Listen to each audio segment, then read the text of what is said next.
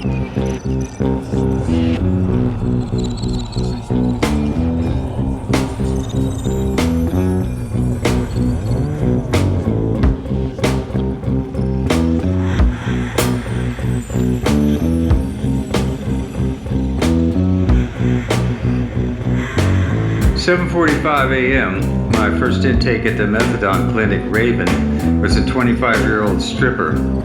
She spilled some coffee on my desk, giggled, and made a half-hearted attempt to wipe it up with her sleeve. Her right eye was swollen. I thought she'd been slugged. No, she said, I tried to hit a vein in my neck, but I was drunk. Raven wiped her runny nose with the other sleeve. I thought maybe I hit an artery because I went into a seizure. This morning my eye was all swollen and shit. Are you working, I asked. She said yes, no, some money was owed, and then added huffily, I can work whenever I want. For something to do besides the mundane paperwork, I decided to ask these incoming clients what the most exciting thing was they'd ever done. I asked Raven. She said, oh, I don't know. 8:30 a.m., 33-year-old homeless man who stank, something like compost and rotting rubber sandals. I directed my fan at him.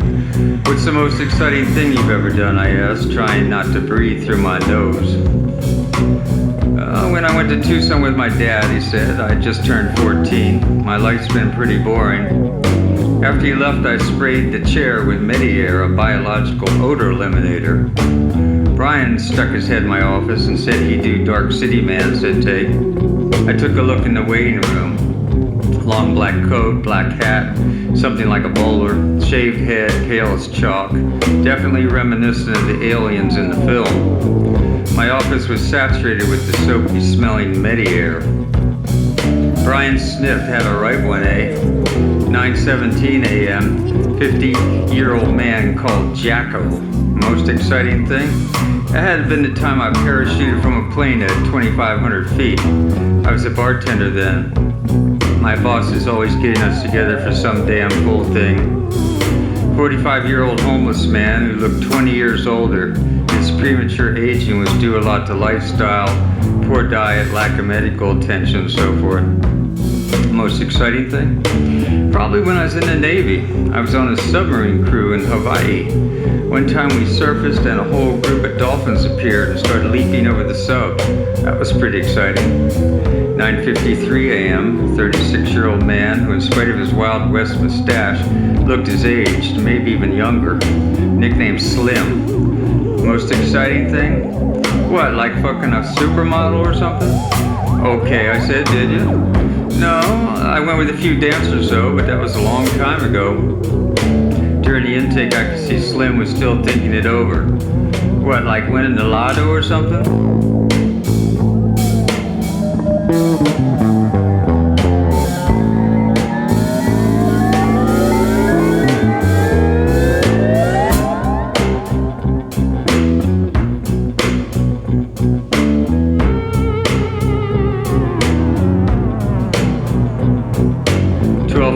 p.m., 68-year-old ex-con, ex-biker, moniker Hog.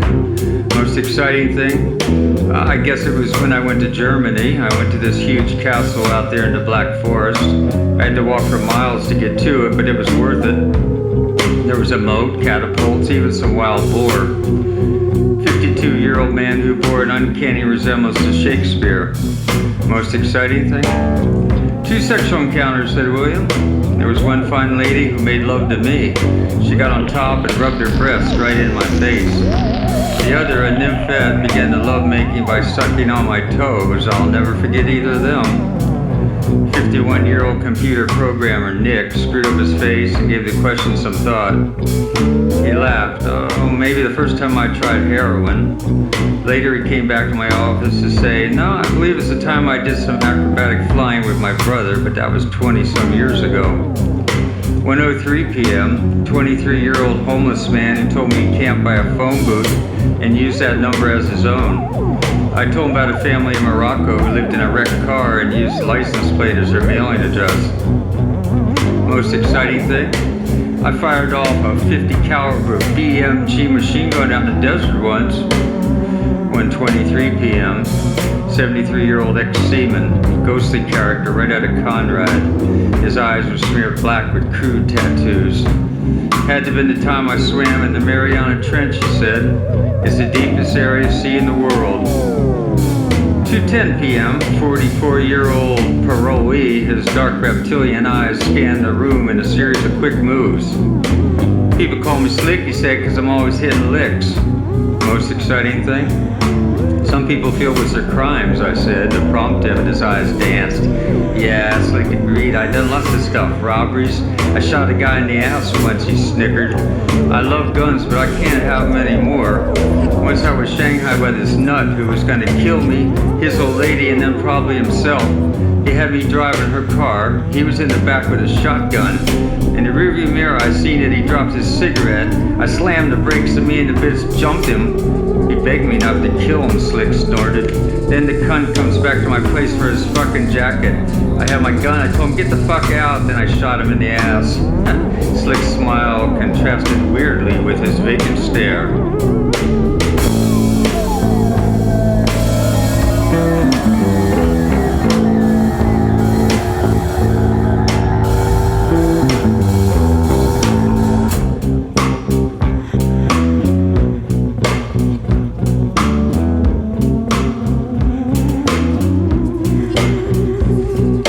2:15 p.m., our last intake of the day was a timid man with short black hair, wearing red-tinted black-framed glasses.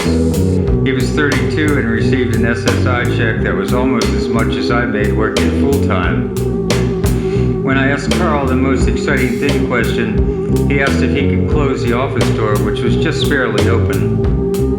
After shutting the door, he sat back down and in a hushed voice said, I can't tell you. I have to show you. It's something I've recently acquired. Although we were forbidden to fraternize with clients, I agreed to meet him at a cafe a few blocks away. When I arrived, Carl quickly steered me down the street, anxious to show me his most exciting thing. It's not far, he said on the second time on the fourth block of the walk. Finally, we stopped and he gestured to a weathered apartment building that sent a short melancholy shiver over me. Around the back, we traveled a path to a mostly dirt yard. At the end was a concrete shed. When we got to the door, Carl turned to me. I have to charge you $2. What? I'd come this far, so I peeled off 2 George Washingtons. He opened the serious-looking padlock and then the door itself. He turned to me again. Please wait just one moment. I'll be right back. Could Carl be dangerous? There was something downright creepy going on. When he returned, I insisted that I follow him in. Carl led the way with a small flashlight. Even though the room could be made out from a dim light on the other side, another even dimmer light shone from inside an old-style tent. Well, you paid your money, he said. You're entitled to your look. He directed his flashlight beam at the opening of the tent. With one eye on Carl and one on the tent, I approached the entrance, squatting down and completely pulled back the flap. A stuffed 2-headed calf greeted me. One head looked right, the other left, and the eyes were dark and sad and strange. The floor was covered with straw. There was even a bucket of water. Carl was staring at the floor as I took one last look at the freak of nature. Outside, Carl smiled beatifically. He's from God, you know, he said softly. And he still has the power of God, even though he died. Sure, Carl. I thanked him and went on my way.